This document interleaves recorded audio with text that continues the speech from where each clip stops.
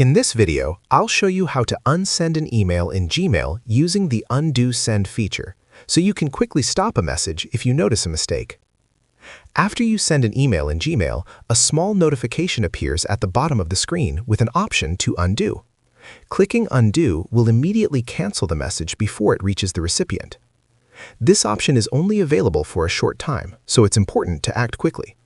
By default, Gmail gives you a few seconds to undo a sent email, but you can change this time limit in your settings.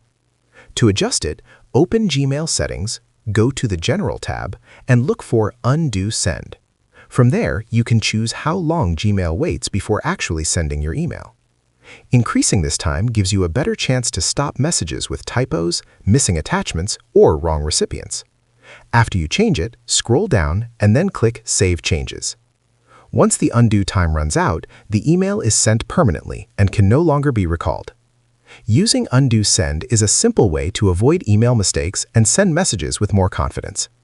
Thanks for watching. If you found this helpful, leave a comment, hit like, subscribe to the channel, and turn on the notification bell for more Gmail tips and tutorials.